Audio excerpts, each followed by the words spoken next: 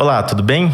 Sejam bem-vindos a mais uma entrevista, mais uma reflexão. E hoje nós vamos fazer uma reflexão e vamos falar sobre amor. Amor. Então, quando a gente fala da palavra amor, nos vem primeiro a fonte, que é o amor de Deus. Sem o amor de Deus, nós não poderíamos nem dar um passo. E às vezes o que a gente percebe na humanidade de forma geral é a falta de amor. Então o que nós vamos fazer aqui hoje é meditar, refletir um pouquinho nessa palavra, amor.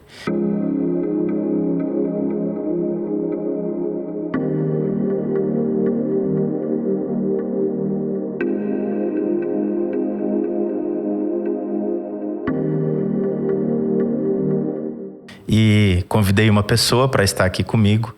E ela aceitou, muito bom, fiquei feliz. Eu te conheci fazendo a pós-graduação em aconselhamento cristão. Vi uma das disciplinas que você ministrou. Então, professora, capelã, também formada em teologia, licenciada em educação física, mestrada e doutorada, né, em teologia. Tá na última fase agora de apresentação da tese. É uma pessoa que tem um olhar humano que eu, assim, particularmente fui tocado pelo olhar dela, mesmo que era por um vídeo ali. Eu fiquei encantado, vi 2 vezes a parte da matéria. E quando eu tive a oportunidade de conversar com você e convidá-la para fazer essa reflexão junto comigo, eu fiquei muito feliz. Você aceitou já de primeira. Seja bem-vinda a esse momento. Obrigado por estar aqui. Muito obrigada. Eu que agradeço imensamente essa oportunidade de estar aqui com vocês. Fico, assim, muito honrada, lisonjeada. Que bom que você gostou da disciplina, né? Fico muito feliz, porque é um tema difícil quando a gente vai falar sobre saúde, doença, né? Uhum. Então, é um tema difícil, delicado, e principalmente também quando a gente pensa sobre a morte, que é um grande tabu que a gente tem na nossa sociedade. Infelizmente, as próprias igrejas nossas não nos preparam para isso. A nossa sociedade não fala que é esse tabu. As igrejas também não falam sobre isso. A gente ouve muito falar sobre milagres, né, curas, mas não sobre morte, né? E sendo que a morte é a única realidade, a única coisa que a gente tem certeza na nossa vida é de que todos nós vamos morrer um dia. E a gente tem um tabu muito grande. Então, a gente sempre poder quebrar esse tabu, falar, porque quando a gente fala sobre a morte, que a gente pensa na nossa vida. Senão a gente vai vivendo de qualquer maneira, vai fazendo tudo de qualquer jeito. E quando a gente lida com essa finitude, aí sim a gente vai pensar na nossa vida, ressignificar e tentar viver sempre bem e melhor, né? Então, agradeço imensamente poder estar aqui para a gente abordar vários temas em relação a isso. Clarissa Sanches é uma pessoa que ela tem feito a diferença na vida de muitas pessoas, e eu gostaria de falar com ela, e você que está nos ouvindo agora e vendo, pelo menos 3 pontos, né? Nós temos um tempo aqui juntos, vamos refletir sobre 3 pontos. Um deles, você é fundadora de um projeto, de um trabalho lindo que chama Toque de Amor. Com K, né? Isso, é o Toque de Amor. Toque de Amor. É o K porque ficou ok, né? Ok, vai ficar tudo bem. Ok. Né? Toque de Amor, então, é um trabalho lindo, maravilhoso, que está ligado a... Inclusive, é do lado do Hospital do Câncer. Bem pertinho do Hospital do né? Câncer de Londrina, né? Que é uma casa de apoio a pacientes com câncer. E o segundo ponto que eu gostaria de também abordar aqui e falar sobre capelania, a gente desmistificar, tirar algumas coisas, algumas crenças que a gente tem referente à capelania. Talvez a gente olhe para a capelania de uma forma muito simples, ou muito simplória até às vezes, e a gente pode entender um pouquinho mais a grandeza que existe por trás de um trabalho de quem é um capelão, de uma capelã, e desse trabalho que é tão importante nos hospitais, né, em clínicas. E uma outra parte que eu gostaria muito de falar com você, gostaria de ouvir e trazer aqui para o nosso encontro, são os cuidados paliativos, né? E esse, assim, foi um dos que mais me tocou quando eu comecei a ler sobre essa disciplina, comecei a ver os vídeos, vi algumas entrevistas. Eu vi de uma senhora que você entrevistou, ela estava na última fase dela ali, né? E, meu Deus, que alegria que aquela mulher tinha, que envolvimento que ela tinha, e sabendo que ela não teria mais do que alguns poucos dias de vida. E aí é o que você disse no início aqui já. Quando a gente fala sobre a morte, a gente entende sobre a morte, a gente olha para a morte de frente, aí sim a gente começa a viver. Exatamente. Então, até então, o que a gente faz? E a gente vida, procrastina, né? a gente se acha muito ou se deprecia muito, a gente cobra muito do outro, a gente cobra muito de si mesmo, a gente está sempre pensando no amanhã, nas ansiedades da vida. É claro, algumas coisas fazem parte, mas quando você entende que vai passar por esse processo, até o nosso próprio Senhor Jesus Cristo passou, né? Exatamente, exatamente. Ele passou pela morte. E ele teve uma outra morte que é a que nós todos estávamos sujeitos a ela, né? Que é a morte eterna. Essa ele passou por nós. Então a morte física ele passou, como nós também vamos passar. E também nós vamos estar incluso, se crermos assim, claro, eu creio, acredito em você e convido você também a acreditar no poder da ressurreição. Nós cremos, né? Isso é que nos dá esperança. É a esperança e a nossa força para enfrentar esses momentos difíceis também. Verdade. É Clarissa. Clarissa, me permita chamar assim? Sim, lógico. Sem ser professora, né? Imagina. Vamos falar assim que a gente se aproxima um pouquinho mais. Como que começou, como que surgiu, como que nasceu essa ideia, esse projeto do Toque de Amor? Então, faz parte da minha vida, né? Um pouquinho da minha história. Sim. Sempre cuidei da minha saúde, eu acho que todos nós temos que cuidar o tempo todo da nossa saúde. A gente acabou de sair aqui do Outubro Rosa, Novembro Azul, né? Onde todos nós são meses importantes de conscientização, né? Da prevenção do câncer, que é a única coisa que a gente pode fazer. E fazendo meus exames preventivos, no ano de 2012, apareceu um nódulo na minha mama. Se for ver os fatores de risco, não tinha nenhum para a doença, né? Não tinha nada. E a gente sempre acha que não quer nada. Só que a gente sempre tem que investigar também, né? Não é porque acha que não é nada que a gente não vai fazer nada. E o câncer, no início, ele é muito silencioso, né? A gente não sente dor. Quando ele vai dar algum sinal que a pessoa vai sentir dor, geralmente já está em estágio avançado, né? Então, no início, ele é muito silencioso. Inclusive, muitas pessoas falam assim, é só a pessoa descobrir que está com câncer, ela morre, né? Falece. É porque ela já, quando descobre, é porque está no estado avançado. Descobre muito tarde, né? Às vezes um estágio muito avançado, muito tarde. E eu escuto muito também as pessoas falarem, eu não vou fazer exame, eu não vou procurar, porque procura acha. Falei, gente, a gente tem que procurar logo. Tem que achar rápido. E tratar, né? Isso, tem que achar rápido, porque quanto antes a gente descobrir e começar o tratamento, maior a chance de cura, né? É importante dizer isso. Quanto menor o tumor, maior a chance de cura. Porque as pessoas prorrogam mesmo. Sim. Vou falar como homem, né? Por exemplo. Homens, então, né? Nós estamos no mês de novembro, estamos finalizando. Exatamente. É um despertar, trazer para consciência de que é um mês que você, não só no mês de novembro, mas assim, homens, parem. Exato. E se cuidem. Se cuidem. Já fez o seu check-up anual, né? As mulheres em outubro, mas é o ano inteiro, enfim. Mas e daí? Então você descobriu esse ponto? Exatamente, achando que não era nada, né? Fiz a biópsia, até que veio o diagnóstico. Fui buscar até sozinha, achando que não é nada, né? Só que na hora que eu abri e que vi o resultado, aí é aquele susto, né? Sim. É aquele baque, porque câncer, o que lembra? Qual a palavra que lembra? O que vem na mente? Né? Morte, né? Fim, acabou. Exato, não tem outra coisa. Fim de linha. Exato, não tem como não vir isso. E quando a gente se depara assim pertinho com essa possibilidade, é muito difícil, né? Por isso que eu falo que a gente precisa quebrar esse tabu e falar mais, né? Sobre isso, porque todos nós um momento vamos passar, né? Com essa questão da finitude, né?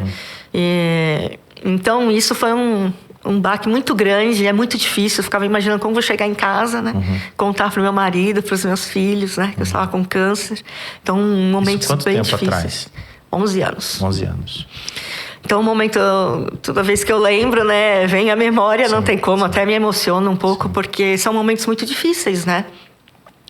E eu tinha tido uma experiência muito ruim com câncer também, que eu perdi meu pai muito cedo, eu tinha 17 anos, com um câncer no pulmão, sem ele nunca ter fumado. Mas ele trabalhava num ambiente fechado, né, num escritório fechado, que não tem a lei que nós temos hoje, graças a Deus, que é proibido fumar, né? Então ele chegava com a roupa impregnada de cigarro. Isso, foi um fumante passivo, né? E aí ele chegava com aquela roupa impregnada de cheiro de cigarro, já deixava fora para entrar, tomar banho e tal, mas começou com uma dor muito forte no pescoço, fez tratamento para coluna, até que descobriu que já era um câncer no pulmão, mas já com metástase nos ossos. E você tinha 17 anos, já enfrentou isso. Isso, aí foram 6 meses apenas dele, de muito sofrimento. E eu tinha uma fé, assim, enorme, tremenda, né? Em Jesus, nesse Jesus de presente, esse Jesus de cura, de milagres. Eu orava e eu clamei tanto para o milagre, para o meu pai. E eu confiava tanto nisso que isso ia acontecer. E não veio acontecer, né? Larissa, eu preciso dar uma pausa aqui. Porque acredito de verdade, e já vi muitos casos assim, de pessoas hoje não acreditarem mais em Deus, ou pelo menos dizerem isso, porque passou por situações semelhantes. De querer tanto algo da parte de Deus, queria uma coisa só, uma resposta ou um milagre. E sempre a nossa vontade que a gente quer. A gente quer uma, né? A gente quer que seja feita os nossos desejos, as nossas vontades. E aí deposita toda a sua crença ali. Isso. Toda a sua força, fé, tudo você deposita ali. Né? E aí não acontece. Eu vejo muitas pessoas hoje, inclusive depressivas, Sim. decepcionadas. Sim, algumas não querem mais Deus, viver, outras já abrindo mão disso. Outras dentro de um casamento já não vivendo o casamento. Outra não sendo mais mãe mesmo com filhos. Outros pais não querendo trabalhar. Porque depositaram toda a sua fé, toda a sua esperança em um ponto. Então quando você me fala isso, automaticamente... precisamos trazer essa mensagem aqui. E como que você superou isso? Como que você ressignificou ou deu um novo olhar para isso? Então, como eu era uma adolescente e não fui preparada pela igreja, né? Que eu acho que esse é um papel muito importante das nossas igrejas, né? De preparar, né? Os seus membros, a sua comunidade a respeito da finitude, da morte. Por isso é importante a gente quebrar esse tabu. Então, para mim foi muito difícil. Na época me revoltei muito assim com Deus. Não quero mais saber que Deus é esse. Se Ele me ama tanto assim, por que Ele não fez milagre? Ele já fez tantos milagres. Por que Ele não fez, né? Tirou a pessoa que eu mais amo na vida. Aqueles questionamentos que a gente faz. Foi um período difícil, né? De luto e tudo mais. E aí é só o tempo, né? Eu acho que o tempo ajuda e as pessoas de fé também ajudam, né? Acho que as pessoas que estão à nossa volta, que têm essa fé, elas têm um papel importante, porque quando a gente esmorece na fé, você tem alguém de fé que te sustente, que te segure, né? Que te ampare, que te dê amor, que caminhe com você, né? Caminhar com você, estar junto com você, eu acho que isso ajuda demais. E aí, as coisas naturais que vão acontecendo na vida, que eu fui vendo e enxergando Deus novamente, né? Nas pequenas coisas, em tudo que acontecia. Porque é isso que precisa, né? Enxergar Deus novamente. Exatamente. Porque agora com uma outra, sem aquela venda, né? Isso. Sem aquela esperança anterior. Agora você está... E principalmente aí você trabalhar e lendo a palavra, também as escrituras que dão a base para a nossa vida, né? É da gente compreender essa soberania de Deus. Certo. Porque Ele é soberano. E não é na nossa vontade, é na dele, né? Certo. E que todos os nossos dias já estão contados. E Ele é que sabe, né? Dos nossos dias. Então, quando a gente vai morrer, como... não nos compete. Isso é um grande mistério de Deus, compete a Ele. E Ele que sabe. A gente tem que só entender, nos submeter a essa soberania dele e falar, eis-me aqui, Senhor, né? Quando chegar na minha hora, estou aqui. E eu passei por isso. Então, como eu tive essa experiência muito ruim com a perda do meu pai, e quando eu tive esse diagnóstico, eu falei, eu não quero que os meus filhos sofram o que eu sofri. Então, já foram momentos lindos aí de trabalhar essa questão da morte e da finitude em casa com os meus filhos. Então, eu sempre falei para eles assim, olha, o Senhor é soberano, Ele sabe. E se chegou a minha hora e Ele me chamar, eu falei, eu vou estar num lugar maravilhoso porque eu sei aonde eu estou. E vocês vão continuar vivendo aqui para honrar e glorificar o nome do Senhor, porque Ele é soberano e Ele é bom o tempo todo, né? Tudo que Ele faz é bom, é perfeito e agradável. Então, foi o tempo todo eu ministrando os meus filhos a respeito da morte e da finitude, que se chegasse a minha hora, o que eu gostaria era isso, que eu vivi, Deus já me deu tudo o que eu poderia ter de maravilhoso aqui, a família, eles. Já sentia assim já? Sim. Eu falei, nossa, o Senhor já me deu tanta coisa boa, né? Eu tive desde a minha, né, dos meus pais, meu irmão, meus avós. Então, toda a família, né, que é a nossa base, a nossa alicerce, é a família, né? Onde a gente aprende o que é o amor, né? Nossas experiências em relação com Deus vêm disso, né? Do nosso... Desde que a gente nasce, né? De como a gente... Esse relacionamento com os nossos pais em relação a isso, vai dizer muito como nós vamos ter a nossa fé, né? Sim. Essas pessoas que Deus coloca próximo de nós para sustentar, como você falou, né? E eu tive uns exemplos muito bons. Então, sabe que quando Deus colocou gratidão no coração? Fala, gratidão, pra você obrigado, conseguir, Senhor. Inclusive, superar tudo isso, né? E eu sabia que havia momentos difíceis. E aí, justamente por saber desses momentos difíceis que eu ia ter que enfrentar, e muitas vezes nem por mim, mas pensando nos meus filhos, porque algumas vezes eu pensei, nossa, acho que não preciso disso, deixa, porque se eu morrer eu vou estar bem, vou estar ótimo, então pra que lutar por tudo isso, né? Só que eu falei, nossa, mas aí eu também tô sendo muito egoísta, né? Então, eu tenho as outras pessoas para pensar, não posso. Eu quero ir, eu quero ir para os braços do Pai, mas ao mesmo tempo eu tenho que pensar nas pessoas que eu amo também que estão aqui, né? Então por eles, vou passar por tudo que tiver que passar, vamos lá enfrentar esse tratamento. Então fiz a cirurgia, a quadrantectomia. Foi tudo rápido também? Foi tudo rapidinho, né? Aí depois da cirurgia ficou aquela dúvida o que eu ia fazer de tratamento, aí pedindo muito a Deus para me livrar da quimioterapia, mas Ele não poupou, não livrou. Então fui para quimioterapia e depois radioterapia. Eu percebo que algumas pessoas falam isso também, né? Você falou bastante da soberania. Então, você está dizendo para nós assim, que em momentos como esse, que você passou adolescente com o seu pai, chegou o seu momento de... Primeiro você recebe a notícia, é claro que vem à tona toda a situação que você viveu lá com o seu pai. Não tem como, vem a memória, né? E aí, automaticamente, é como que você vai fazer essa transição, repassar essa informação para os seus filhos, para o seu marido, né? Exato. E aí você falou várias vezes a respeito da soberania de Deus. Isso. Eu gostaria de convidar você, nesse momento, e quem está nos vendo e ouvindo, a ler Isaías, que eu acredito que é um texto que você gosta também, no capítulo 46. Acho que é isso, no versículo 9. Lembre-se das coisas passadas, das coisas muito antigas. Eu sou Deus, e não há nenhum outro. Eu sou Deus, e não há nenhum como eu. Desde o início faço conhecido o fim, que é o que você estava dizendo. Desde tempos remotos o que ainda virá. Digo, meu propósito permanecerá em pé, e farei tudo o que me agrada. Do Oriente convoco uma ave de rapina, de uma terra bem distante, um homem para cumprir o meu propósito. O que eu disse, isso eu farei acontecer. O que planejei, isso farei. Escutem-me, vocês de coração obstinado, vocês que estão longe da retidão. Estou trazendo para perto a minha retidão. Ela não está distante e a minha salvação não será adiada. Concederei salvação a Sião, meu esplendor a Israel. Esse texto tá lindo. É lindo, maravilhoso. Aqui mostra grande parte da soberania de Deus, né? E cabe a gente, né, não submeter essa soberania, entender Deus é soberano, né? Sim. Então, não ficar revoltado, né, com Deus, ou entender. Então, a partir do momento que a gente entende que Ele é soberano, tudo fica mais fácil, né? Porque a gente se rende, né? Então fica mais fácil. E a gente clama sempre a força dele, né? Aí Ele dá essa força.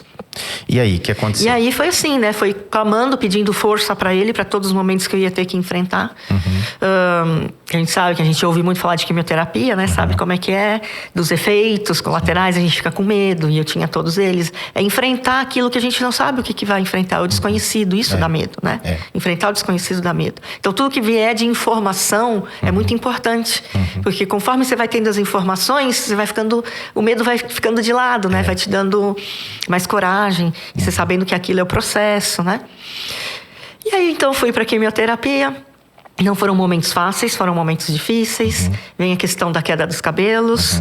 Para nós mulheres é muito difícil. Eu não sou vaidosa nem um pouco. E falo, já sofri pra caramba. Mesmo sem ser vaidosa, eu fico imaginando nossas mulheres que são então, né? Que difícil. E realmente é um momento muito difícil. Porque mexe com a nossa imagem, com a nossa autoestima, né? E muitas vezes eu não me reconhecia. Às vezes quando eu me olhava no espelho, tomava aquele susto. E muitas vezes eu tive que ficar me olhando mesmo no espelho. Bem no fundo, assim, fixa para tentar me achar e me reencontrar. E aí eu fui me achar e me reencontrar mesmo lá no fundo dos meus olhos, olhando fixo no espelho. Sim. E lá no fundo mesmo dos olhos, sabe quando você vê Jesus, né? Sim. E você vê Jesus e reflete, e a gente sabe que é Jesus em nós, né? É o Espírito Santo de Deus em nós, e nós não somos mulheres por causa dos nossos cabelos ou por causa dos nossos seios, né? Não é isso que nos define, e a nossa beleza também não é aqui, é o que vem de dentro, né? Então todos nós temos uma beleza linda que vem de dentro para fora, né? Sim. É essa beleza que sai, que reluz, e isso é muito importante. E o apoio de todos, né? Te darem força, né? Nossa, você tá linda, né? Nós não somos a doença. Nós estamos doentes. E as pessoas confundem muito isso, sabe? Então, quando a pessoa recebe um diagnóstico, as pessoas já têm a tendência de taxar a pessoa por aquilo. Gente, ela não é. Ela está. Tem pessoas é um que processo. se apropriam, inclusive, né? A própria pessoa, né? Exato. Ela não é. Ela se apropria de doenças, mesmo que sejam doenças menores ou situações... Elas se apropriam como se fosse ela. Não ela, eu não tenho, ela é a doença. Não, nós ou não é um somos. pensamento, ou é uma emoção. Nós temos que desvincular tudo Exatamente. isso. Nós só estamos, né? Nós é um processo. Estamos, né? Nesse momento, o meu vaso está... Exato. O vaso onde eu habito e onde habita o Espírito de Deus está com algum problema. Exato. Precisamos cuidar do vaso. Exato. E Mas nós não somos aquilo, não é aquilo que vai nos definir, né? Você olhando para o espelho e vendo o vaso não tão bonito como você estava acostumado, você não estava reconhecendo, mas você foi olhando e você enxergou por dentro desse vaso e encontrou Jesus lá dentro. Exato. E isso é tudo. É o que nos mantém, né? O que sempre nos mantém firmes e fortes. Uma pessoa que está no fundo do poço, ou que se sente né, no fundo do poço, se ela olhar, observar, ela vai enxergar o olhar de Cristo lá. Esse olhar de amor. Esse olhar de amor. É esse olhar que nos aceita, né? Que nos ama incondicionalmente. É isso que a gente precisa. Sem criticar, sem condenar, sem né? Aquele mancebo que chega para Jesus e fala, ele se prostra, né? E ele fala que quer adquirir o reino. E aí eles têm uma conversa ali, um diálogo.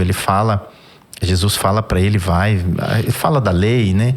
E aí tem um momento que Jesus olha para ele, Exato, olha. E o ama. É lindo, tá escrito desse jeito, Exato, né? Isso é lindo. Jesus olha para ele e o ama. E aí fala para ele, vai, vende tudo que você tem. Ele sai triste, né? Aborrecido. A gente não sabe o que aconteceu. Provavelmente ele vendeu, provavelmente ele voltou e seguiu Jesus. Porque quando o olhar de Cristo nos atinge, olhar de amor, é impossível não obedecer essa voz, esse chamado, essa vocação. É maravilhoso isso. E foi isso que aconteceu, né? Porque depois que eu enfrentei a quimioterapia, a radioterapia, Deus foi colocando algumas mulheres que estavam enfrentando o câncer. Para eu estar apoiando, eu estar ajudando, né? E aí começou esse grande ministério. Você, além de viver isso, Deus ainda colocou em volta de você pessoas com a mesma situação, ou um pouco pior, ou um pouco... Não sei como é que fala. Situações diferentes, né? Situações diferentes, exato. E aí mas enfrentando também o câncer, né? E aí apareceu esse ministério que você... Isso. Que então, assim... É só Deus mesmo, né? Para fazer as coisas. É Ele que faz do jeito que Ele quer, como Ele quer sempre, né? Então, foi colocando mulheres para eu estar cuidando. E aí, a gente sabe, quando você enfrenta o diagnóstico ou o tratamento, quem é autônomo, por exemplo, profissional autônomo, fica muito difícil de continuar trabalhando. É um momento que você tem que parar. E surgiu uma pessoa assim para estar cuidando. E aí eu comecei já a acionar amigos pra gente ajudar financeiramente, né? Eu chamei meu marido e falei, nossa, Sérgio, vamos montar uma ONG, alguma coisa que as pessoas possam depositar ali, que fica fácil da gente prestar contas, né, do que a gente está fazendo. É verdade. E ele é muito parceiro, né? Aceitou na hora, chamei uns amigos e aí nós fundamos a Toque de Amor. Aí esse nome foi um nome que Deus colocou no meu coração, que é o toque de amor de Deus, que eu recebi. E aí esse toque de amor eu quero levar a todas as pessoas, né, que estão enfrentando o câncer, como eu enfrentei. E é com K, porque é de ok, vai ficar tudo bem, porque sempre vai ficar tudo bem, né? A gente tendo Jesus, Sim. Né? Com Jesus no nosso barquinho tudo vai bem, né? Então é com Ele na nossa vida tudo vai ficar bem, sempre vai ficar bem. De um jeito ou de outro, ou a gente achando do jeito que a gente quer ou não, né? Vai ficar bem porque Ele está no controle, né? Essa soberania Essa soberania, Ele está no controle, prevalece. E aí então eu fundei no ano de 2013. Fez 10 anos em abril. E quando eu fundei, a sede era na minha casa. Então eu recebia muitas pessoas em casa e eu ia muito nas casas. Então eu recebia as mulheres, os maridos, a família. Meu marido ajudava muito os maridos nessa hora, com a experiência que ele teve comigo, né? Passando comigo, ajudando, apoiando. Dava uns toques também para os maridos nessa fase, né? Que é muito importante para nós, mulheres, ter esse apoio do marido, que infelizmente muitas são abandonadas, são humilhadas. É uma realidade muito triste, mas que infelizmente acontece. Acontece, né? Então, por isso que é importante também nessa conversa de homem para homem aí, dos maridos que nos apoiaram. Ele não tem a doença no corpo dele diretamente, mas a esposa, ou vice-versa, né? Mas vamos falar no seu caso ali, é carne da carne, exato, né? Uniu, então ele vive junto também essa mesma situação, apesar de você estar recebendo aquele tratamento químico, você que está recebendo aquele processo. Você vive uma porção e ele vive outra. E aí, baseado nisso, ele consegue dar um direcionamento para outros maridos, outros desse parceiros, processo todo, de como eles são importantes nesse apoio, né? Nessa ajuda, nesse incentivo, né? Nos colocando para cima, né? Falando que a gente tá lindo, independente, que nos ama, como eu ouvi, né? Que ele me amava, independente, se era, foi lindo, com cabelo, né? ou sem cabelo, né? Tava chorando tanto um dia na minha cama, ele entrou no quarto, me viu chorando. Mas por que você tá chorando? Você acha que eu te amo por causa dos seus cabelos ou por causa dos seus peitos, né? Aquilo lá foi uma força, assim, tremenda para mim. Falei, nossa, não é isso mesmo, né? Não é isso, né? O amor é muito maior do que isso, né? Então, é isso que a gente precisa ouvir nessa hora, sabe? Isso nos dá confiança, nos dá força. Então, isso foi muito importante. Então, dar essas dicas aí, né? E falar para o marido o papel, a importância deles nesse apoio pra gente é muito importante, né? E aí, então, fundei a Toque de Amor, fazia muito trabalho em casa, e ia muito nas casas, principalmente dos pacientes mais debilitadas. E são coisas básicas que a gente pode fazer que às vezes a gente nem imagina, né? Por exemplo, a mulher que tem criança pequena, um filho, você pode ajudar fazendo umas compras, ajudando uma limpeza, ajudando com a roupa. São coisas simples. Bem simples. Os pacientes que estão mais debilitados, você pode ajudar levando uma sopinha, né? Ou se tem filho, pegando na escola, levando para algum lugar, né? Que precise, ajudando nesse básico do dia a dia.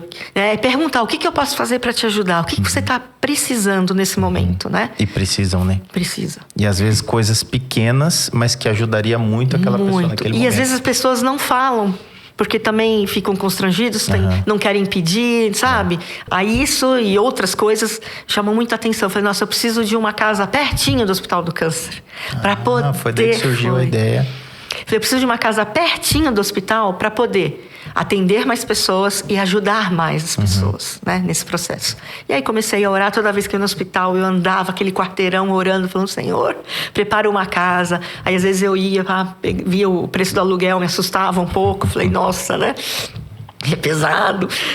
Mas orando e clamando e junto com meu marido também. Aí, num passo de fé mesmo, nós achamos a casa bem pertinho, né, do hospital. E ela estava toda destruída, detonada, já tinha sido uma outra ONG lá. E precisava de muita reforma. Eu e meu marido, engenheiro civil, falei, vai dar conta do recado, né, nessa reforma. E alugamos essa casa num passo de fé em 2016. Então, a gente está lá desde 2016. Então, passaram 3 anos, a partir da fundação, foram 3 anos... na sua casa. Isso, em casa. E aí que foi para esse passo de fé que você está chamando. Exato, um passo de fé. E realmente é. Porque a gente ia ter que arcar com as despesas da casa de um ajudar dia para o outro. Outros, né? Ajudar Exato, outros. com todas as despesas, com todas as responsabilidades. E ainda investir então foi mais. Um passo de fé mesmo, né? Consagrando ao Senhor, falou, o Senhor é tua. E o Senhor faz, né? Nós somos apenas uns instrumentos nas suas mãos. O Senhor nos use, nos capacite. E faça a obra, porque a obra é tua, não é nossa. E de lá pra cá, só coisas lindas. É muito lindo isso. A gente pode experimentar, e a gente experimenta todo dia lá na casa, né? Então, Reformamos toda a casa, tudo fazendo ações, pedindo ajuda, tudo nas doações e Deus enviando tudo. Então, desde o momento que a gente começou a quebrar tudo, eu e meu marido, fiz até bolha, calo na mão, que a gente quebrou tudo. Não, destruímos a casa. Era para ajeitar uma coisa, colocamos praticamente, fizemos a casa toda nova. E esse tempo todo falando, Senhor, eu quero uma casa aconchegante, que as pessoas se sintam em casa. E que esqueçam um pouco o ambiente de hospital, de sofrimento, de dor, que se sintam em casa, né? Do teu amor. E durante toda a obra mesmo, ele já foi colocando isso na minha vida e no meu marido, que às vezes a gente ficava lá até tarde da noite. Eu falava, nossa, a gente não tá com vontade de sair daqui, né? Eu falava, o Senhor já colocou em nós essa vontade de não sair daqui, né? Foi isso lindo. Isso é ministério mesmo, né? Isso é o verdadeiro ministério. A gente não vê a hora passar, não tem canseira, não tem nada, né? Exato. E aí, então... Reformamos tudo, montamos, aí abri a casa, né? Falei, bom, e agora, né? Tá aberta, não vou esquecer nunca. Primeiro dia, era só eu e algumas amigas voluntárias. E corajosas. Voluntárias. Falei, gente, né? Agora, né? Meu marido e essas amigas voluntárias. Abri e agora, né? Então, no início, eu imaginei, vou oferecer um chazinho, uma bolachinha, água e sal, um lugar para as pessoas aguardarem, né? Esse amor, esse acolhimento... parte de aconselhamento, essa capelania, né? E aí a realidade que, infelizmente, logo no início eu já percebi, que muitas pessoas que entravam ali, elas tinham fome. Então, aquele fome física. Fome de comida. De comida.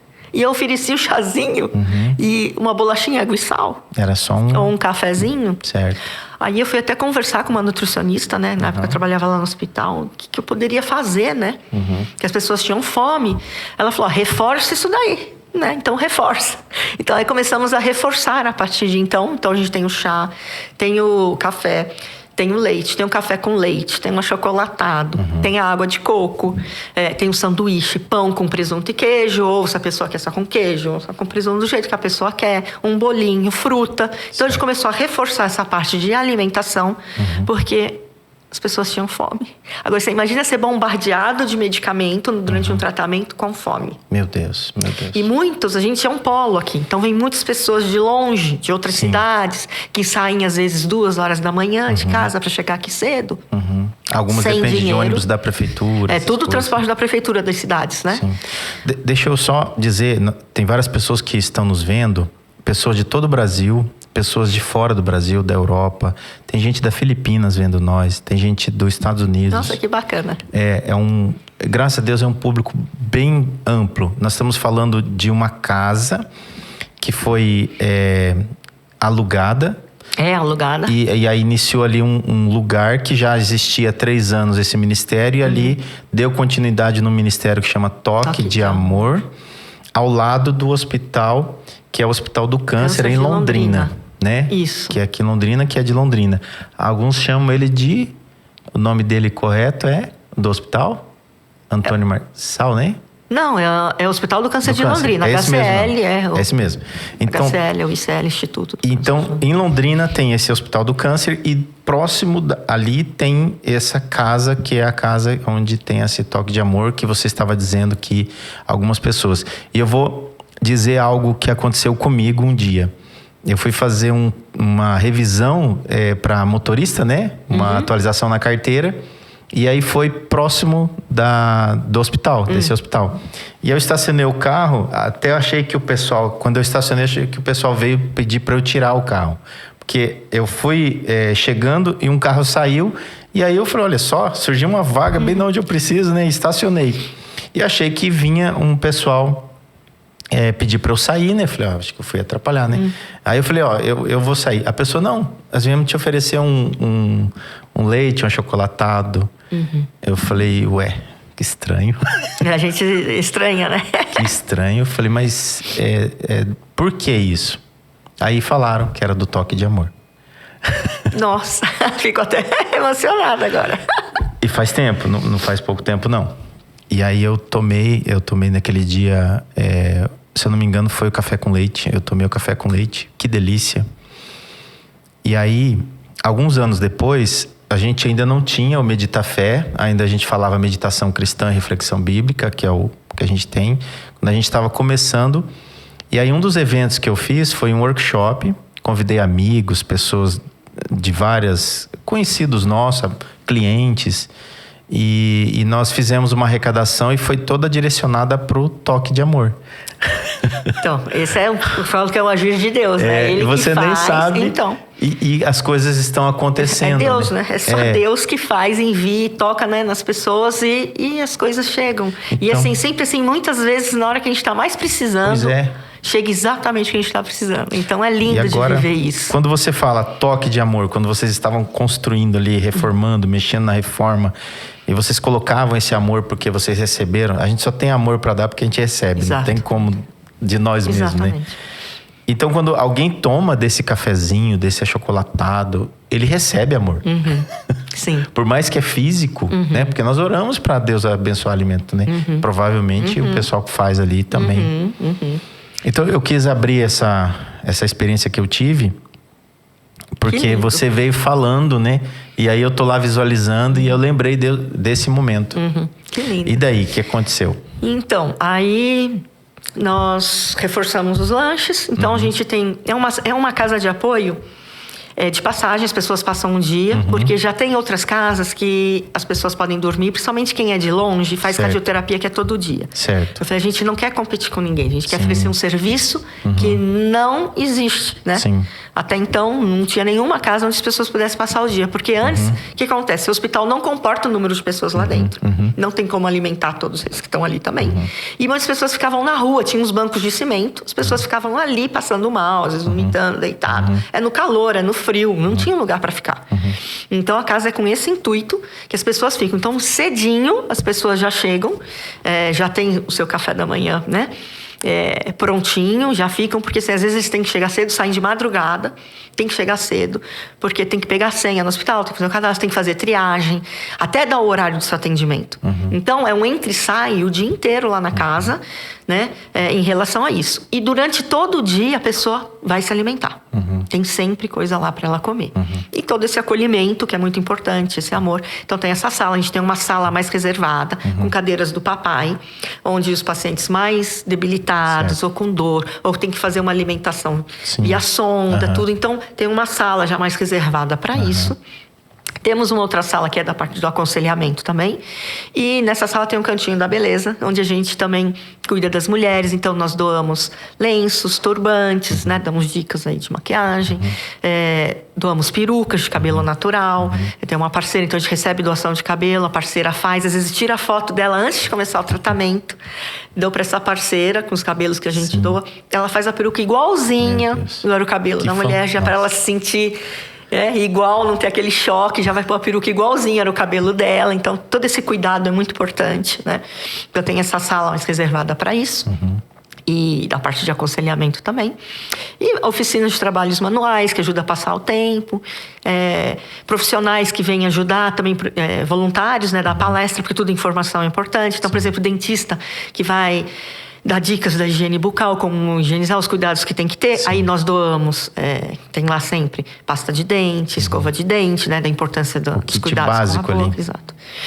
E aparecem muitos pacientes, às vezes, chorando, que não tem nada para comer em casa. Então, essa é uma grande preocupação nossa. Então, nós doamos cestas básicas para os pacientes sem renda, ou com a renda muito baixa, ou quem chega lá chorando que não tem nada para comer. Então, a gente sempre se preocupa com isso, com doações de cestas básicas. E um recurso que Deus deu, assim, de fonte de renda para casa, porque nós não temos ajuda governamental, nada, é só na dependência de Deus, e Ele nunca deixou faltar nada, né? Tem, assim, testemunhos lindos, sabe? De chegar no mês, tinha que pagar a conta de tal valor. E não tinha aquele dinheiro na conta, e a gente esperando e tal. Aí o meu marido, não, agora, né, tem que pagar. Chegou o final do dia, entrou na conta, tinha exatamente o depósito do valor. São testemunhos mesmo. Né? E são coisas assim que a gente vive lá o tempo todo. Providência divina para testar a fé. Exato. E depois também poder compartilhar. E testemunhar, né? Lá na casa todo mundo vê esse testemunho, né? Desde o início. É muito e aumenta lindo, a fé, né? Porque eles vêm, eles vêm. Então, às vezes, né, tá com pouco estoque de leite, por exemplo, alguma coisa e chega. E a gente honra e glorifica mesmo a Deus. Nossa, chegou, né? Um dia uma peruca, tinha acabado a peruca, saiu a peruca. Falei, meu Deus, tô sem nenhuma peruca aqui agora, né? Aí eu entrei e virei, quando eu vi, uma peruca ali. Falei, quem deixou essa peruca aqui? Né? A pessoa nem se identificou e deixou a peruca, estava lá. Então, são coisas assim mínimas, mas os detalhes, porque Deus é detalhista, sabe? É nos detalhes mesmo. E assim, Ele supre todas as necessidades ali da casa. Então, a gente vive isso, é experimentar Jesus. Sim. A gente experimenta Jesus todos os dias na casa. Que maravilha. E Ele levanta essas pessoas para estar ajudando, para estar trazendo as doações. A gente coloca também nas nossas redes sociais. Então, fazemos ações também, né? Pedindo, divulgando. Sim. Deixa eu aproveitar que você entrou nesse assunto. Você que está ouvindo e vendo e se sente tocado no coração por esse amor que vem da parte de Deus e está distante, às vezes quer contribuir, quer ajudar, quer fazer parte desse ministério, nós vamos deixar no descritivo aqui tanto o Instagram do Toque de Amor quanto o da Clarissa Sanches, e também vamos deixar o número do Pix, caso você queira fazer a oferta, a sua doação, da forma que você se sentir tocado no seu coração.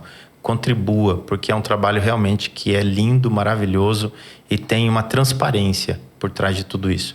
Então, se sintam tocados da parte de Deus e inspirados a também contribuir com esse ministério, que quando outras pessoas nos ajudam fica um pouquinho mais leve, né? Com certeza, o ministério, com né? certeza, ajuda Só muito. o fato de Deus ter colocado o ministério na tua vida, na nossa vida, cada um carrega um, né? E ele já tem o peso por si só, mas é maravilhoso poder servir no reino de Deus. Não é verdade? Cooperar com o reino de Deus. E você faz isso com muita alegria, com muito ânimo. Dá para ver aqui, mesmo tendo passado por todas essas dificuldades, né? E é por isso que você consegue aconselhar, que você tem esse olhar humano e olhar também espiritual da parte de Deus.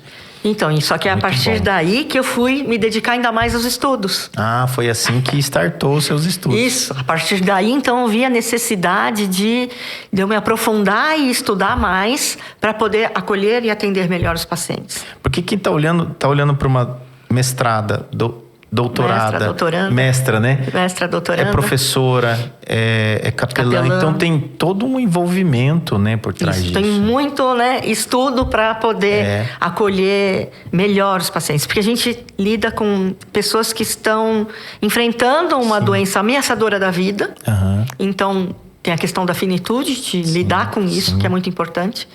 Muitos pacientes em cuidados paliativos, né? Que os cuidados paliativos...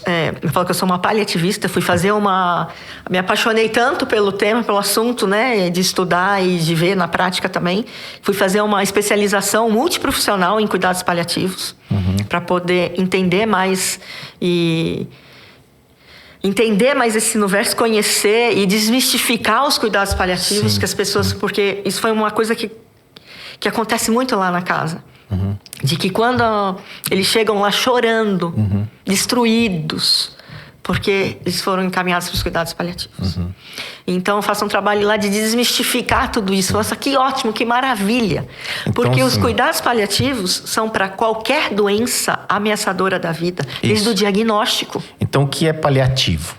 O que é esse cuidado? O que significa, né? O pessoal morre de medo, porque na prática, infelizmente, como é novo até no Brasil, né? Se a gente for ver, a gente está lutando por políticas públicas já para os cuidados paliativos. Nós aqui em Londrina somos muito privilegiados porque temos cuidados paliativos.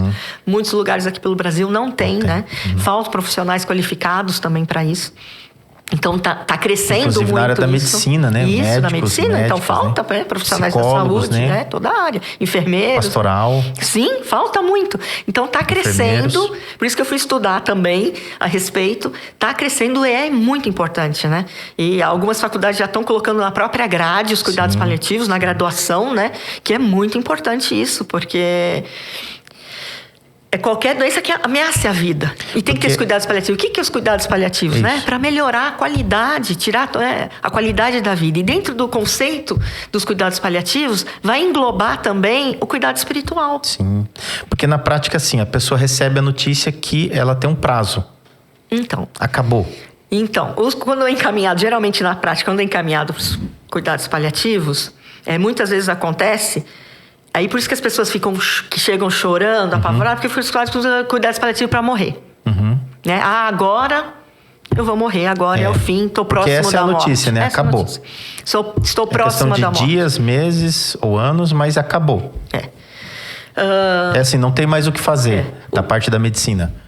É assim que a pessoa recebe a notícia, né? A pessoa comum. Aí, a partir disso, então... Exato. Na definição, no conceito, é a partir do diagnóstico. Teria que caminhar o que junto? Por exemplo, eu fui diagnosticada com câncer, teria que caminhar junto os cuidados paliativos.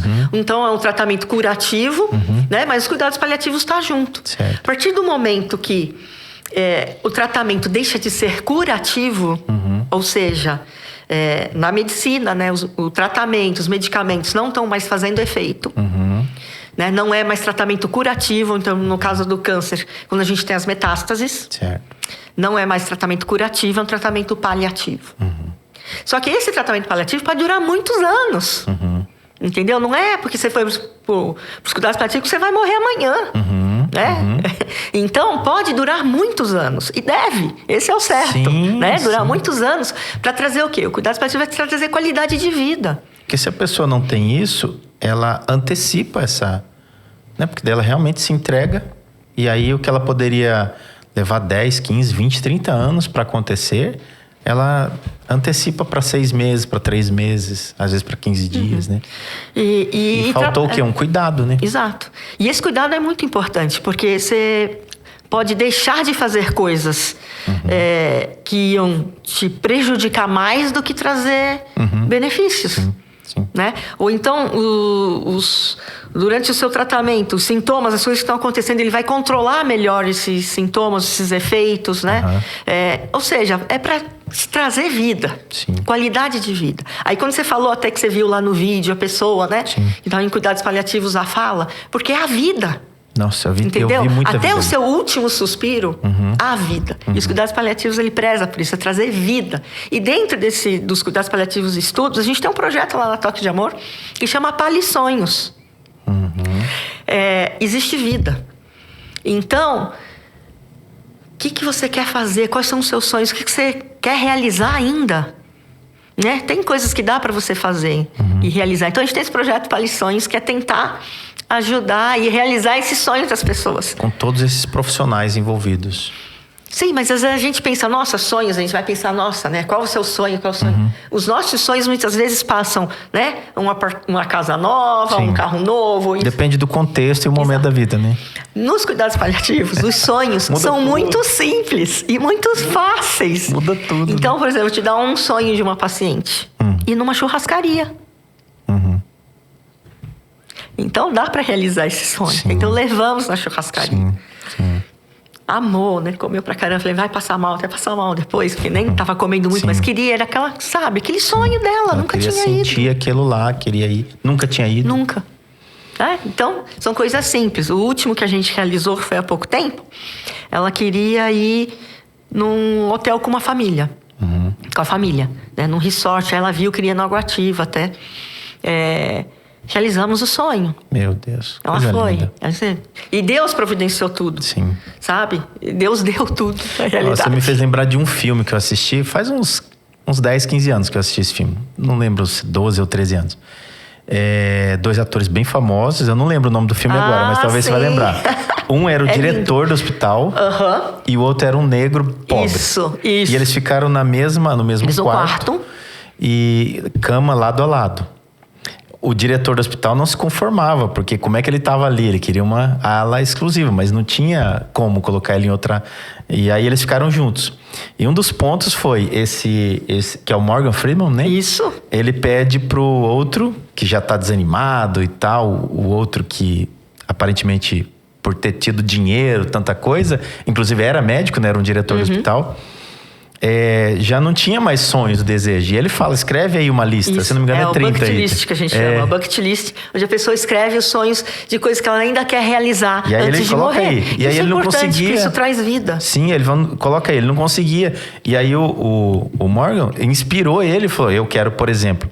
Eu lembro de uma que é fabulosa. Eu até brinco com a minha filha. Eu tenho uma de 11 anos. Eu brincava com a outra também, de 17 agora. Ele fala assim, eu quero beijar a mulher mais linda. Né? Assim, mais ou menos assim. Eu quero saltar de paraquedas, eu quero... Daí o outro vai na onda e fala, eu quero beber o café tal. Que é um café que o passarinho... Lá eles colocaram o gato, né? O gato come, né? E depois faz o café.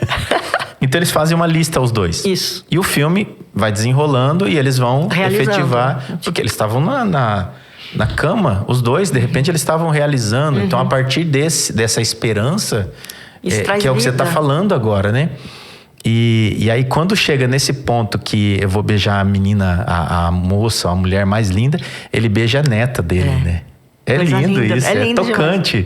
Isso é vida. É vida. Isso é vida. É o que você falou, ir numa churrascaria, por exemplo, ir num resort com a família, ou hotel, ter um último... Eu lembro, ó, meu pai fez 2 anos que se foi. Conhecer alguma pessoa, ir em tal lugar. Né? Um show, de repente, ou numa igreja central em algum lugar. Eu lembro assim... meu pai faleceu faz 2 anos, né? Agora em outubro, final de outubro, começo de novembro, ele fez 2 anos.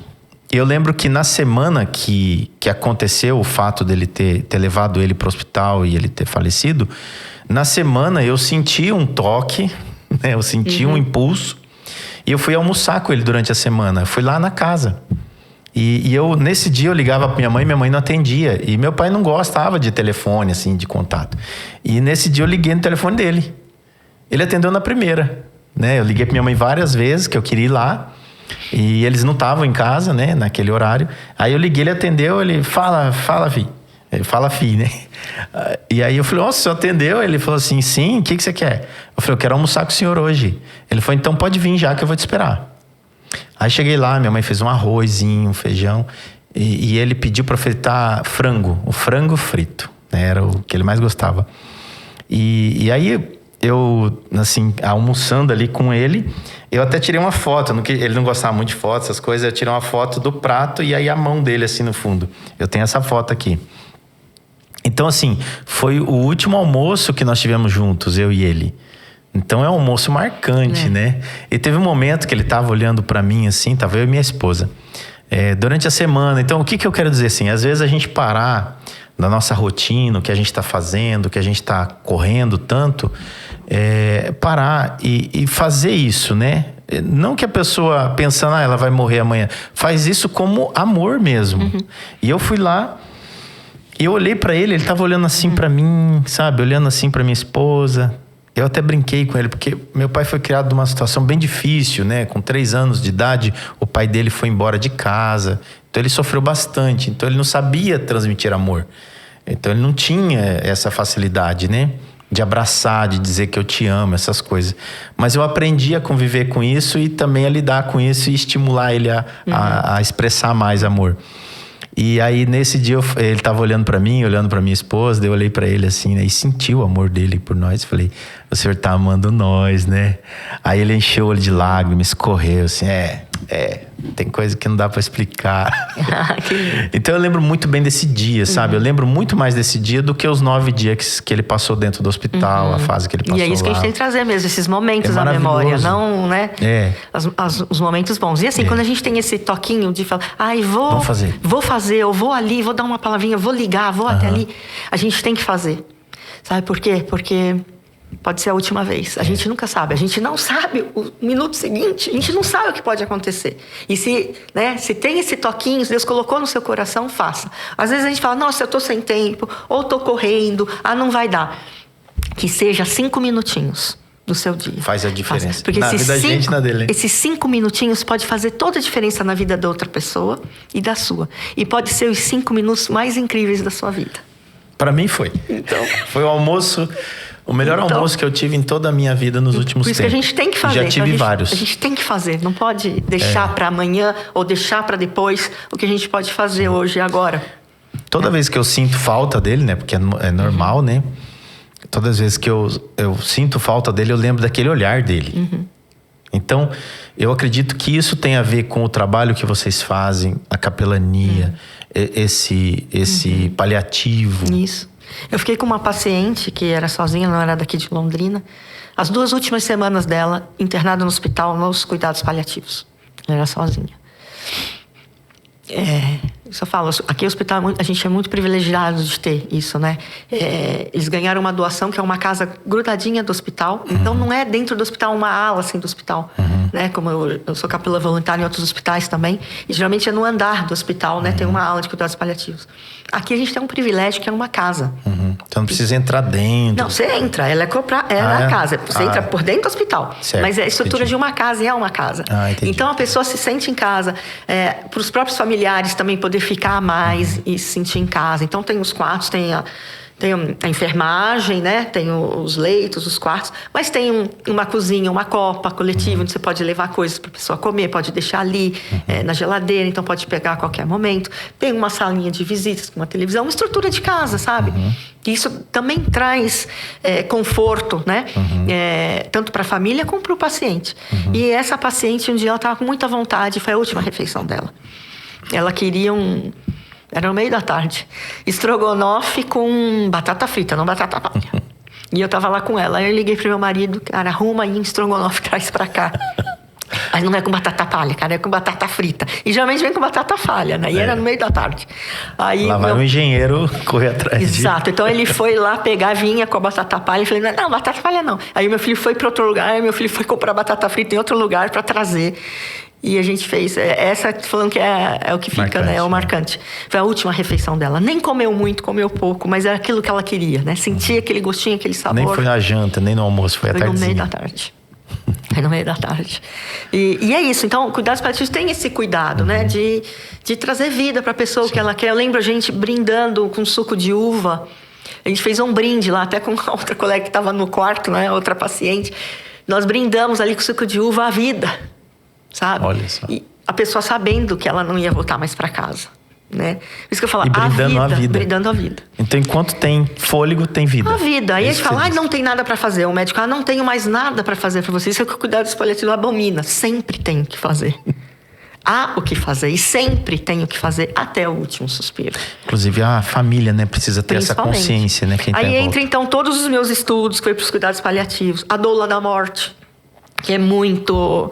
aqui no Brasil ainda não é conhecido, lá fora é bastante, todo mundo assusta, né? Então, doula da morte, porque tem as doulas do nascimento, né? Que é do parto, que ajuda, né? Na hora do parto.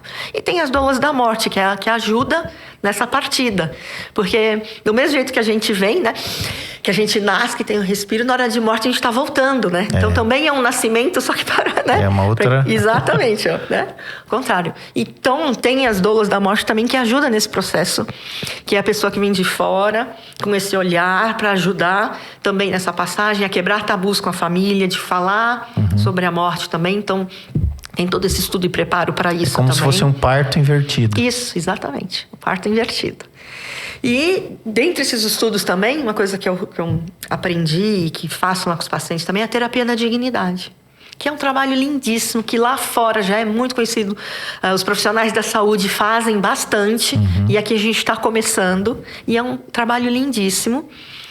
Tem todos os critérios, né?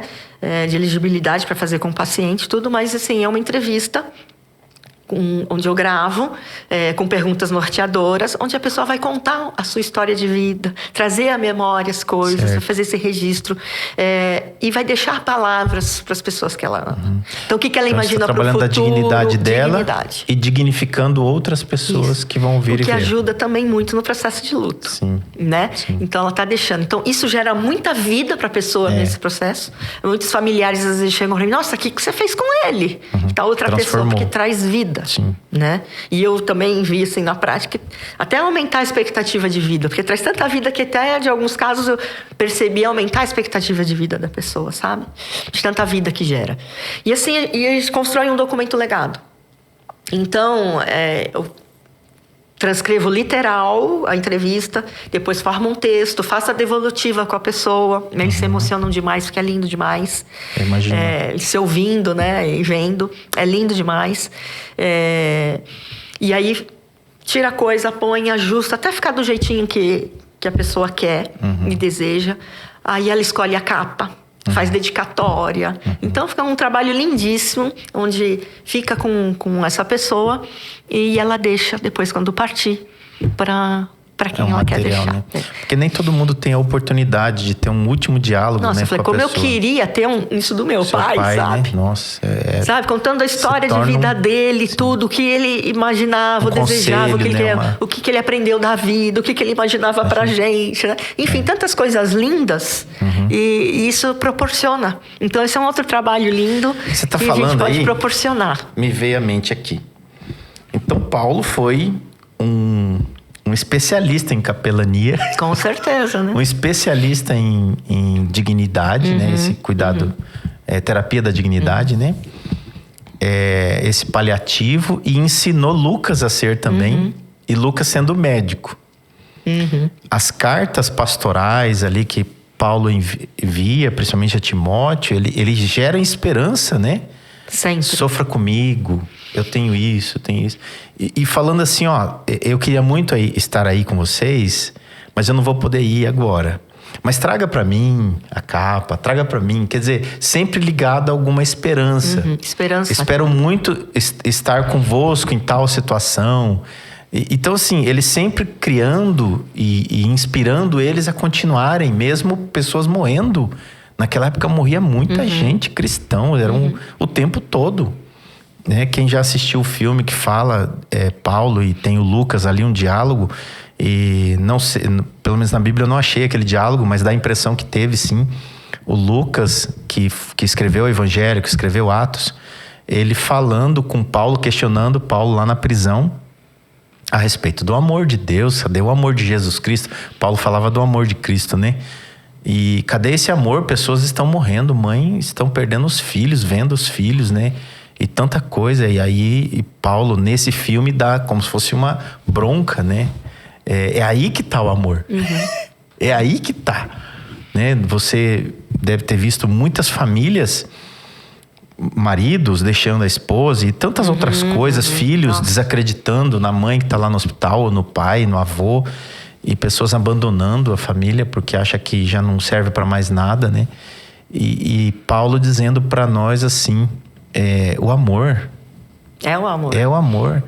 E aí você vem com esse toque de amor, você traz para nós esse resgate do que é capelania, do que então, capelania é outra coisa que a gente tem que dar uma desmistificada, né? Porque e as pessoas precisam estudar mais para esse ministério, para esse serviço, precisa de preparo para isso, né?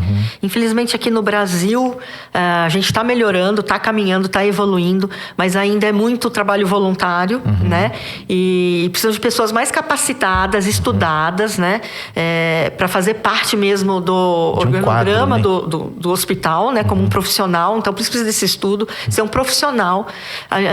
Tem até um movimento aí, a gente imagina, até que a gente fala muito capelania, mas tantas coisas horrorosas, infelizmente, acontecem em relação à capelania, que a gente está até imaginando agora de pensar em assistência espiritual em vez do termo capelania. Sabe? Então, assistência espiritual, não capelania. Porque, infelizmente, a gente vê coisas horrorosas que as pessoas querem fazer, às vezes, por amor, na boa intenção. Ninguém está falando que é pro mal, né? Na boa intenção. Mas, às vezes, acontecem coisas desagradáveis e que falta realmente esse preparo, estudo, que às vezes machucam mais as pessoas. Né? E falar, ou ler um texto, ou orar. E não é goela abaixo, não é chegar lá, não é para sair contabilizando, nossa, hoje eu ganhei não sei quantas almas para Jesus, né? Não é ficar querendo toda hora alma para Jesus, ou goela abaixo, não é assim. Existe algo muito mais profundo, né? Sim. É espiritual mesmo. Assistência espiritual. Porque a primeira coisa, o mais importante da capelania ou da assistência espiritual é a gente tentar conhecer a pessoa, né? E ir descobrindo quais são as necessidades espirituais da pessoa. Sim. Não é a gente chegar com o nosso discurso. Sim, já um texto bíblico exato, pronto, ou com um texto bíblico já preparado na ponta da língua. Abre assim, já é o mesmo toda vez. Exato, com isso aí, isso. E é isso aqui, né? Isso. Mas é um ser humano que está na sua frente. E qual é a necessidade espiritual dessa pessoa? Pois é. Aí precisa do toque de amor, precisa do olhar de amor, precisa desse... Jesus, um dos momentos, ele fala, tem coisas que precisa de jejum e oração. Era uma outra situação, quem sabe, né? A gente sabe. Mas tem coisa que precisa de jejum e oração. Eu tenho certeza que teve dias de você ir para o hospital e você ir diferente naquele dia. Você estava em estado diferente porque você não sabia o que ia enfrentar e provavelmente você precisou de atingir uma outra camada espiritual para pedir, para invocar, principalmente... E a gente enfrenta, né? Porque assim, a cura é maravilhosa, coisas inesperadas, né? O milagre que volta para a vida. Mas isso é uma coisa linda, a gente espera sempre pelo milagre, todos nós esperamos, faz parte, a gente deve esperar mesmo. Sim. Né? Mas... o que eu posso fazer por você até o seu milagre chegar? Então. Porque a gente espera o milagre, só que ninguém precisa estar preparado para o milagre. Você precisa se preparar para o milagre? Não, o milagre chegar. Milagre é maravilhoso. Ninguém precisa estar preparado para o milagre. É maravilhoso. Mas e se ele não vier? Porque o consolo é mais difícil, né? Exato. Você consolar. Então é isso. O que eu posso fazer por você até o seu milagre chegue? E o milagre nem sempre é do jeito que a gente quer. Exatamente. Nem chega, nem é para Jesus não curou todos. Não curou todas as pessoas. Né? Não. Deus é soberano, é Ele que sabe, né?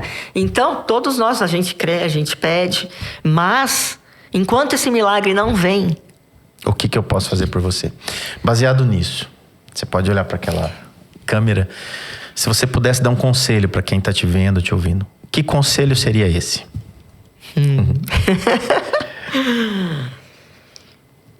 Viva como se não houvesse amanhã. Né? A nossa vida é um presente de Deus. Então, louve e agradeça a Deus o tempo todo e em todas as coisas. Né? Porque todas as coisas cooperam para o bem daqueles que amam a Deus. Então, faça sempre do seu dia o melhor possível. Faça o seu melhor e viva o melhor.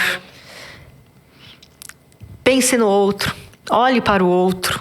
Né? Porque às vezes a gente olha muito pra gente, mas olha pro lado, olha pro outro.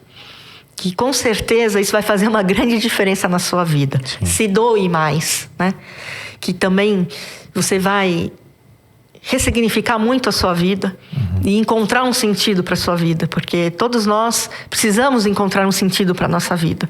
E quando a gente encontra esse sentido, tudo fica muito mais fácil. Até para encarar, principalmente para encarar a nossa finitude. Então, pense sobre a morte. Pense sobre a morte, porque essa é a única certeza que nós temos. Sim. Então, pensa na sua morte, que com certeza sua vida será diferente. Muito obrigado. Deus abençoe a sua vida, Amém. Seu ministério, Amém. Seu marido, sua casa. As pessoas que estão envolvidas com você, os colaboradores ali do Toque de Amor, que estão nos vendo, vão nos ver. Isso, os colaboradores, voluntários, gratidão também. A todos vocês. São mais de 50, 60 pessoas envolvidas no total. A todas as pessoas que nos ajudam, nos apoiam, né, os mantenedores, gratidão, que Deus abençoe grandemente todos vocês. Né? E no finalzinho, nesse aconselhamento que você acabou dizendo, eu me lembrei de um livro.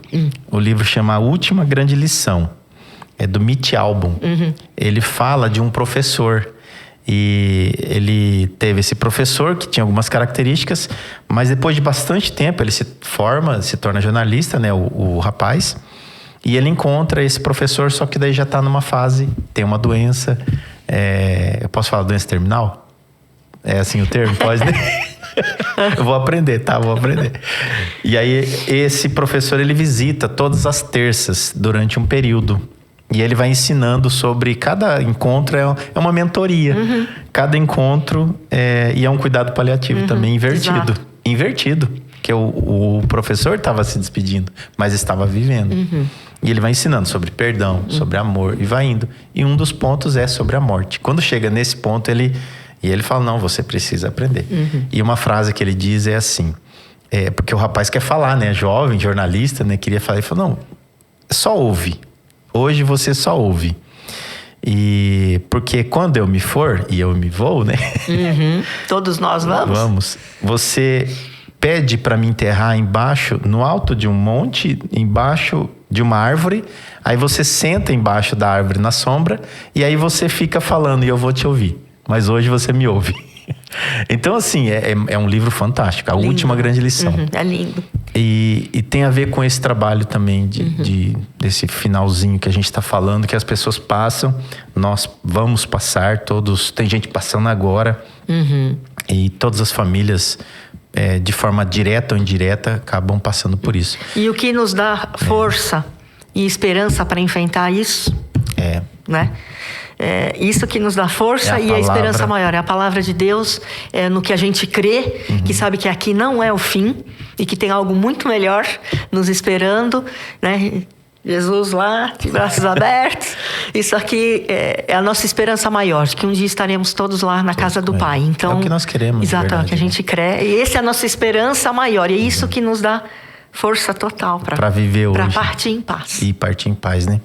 Eu levo para minha reflexão uma coisa que você falou logo no início, que a gente leu Isaías, a respeito da soberania de Deus. É a gente aceitar, respeitar, obedecer e muito mais, confiar, né?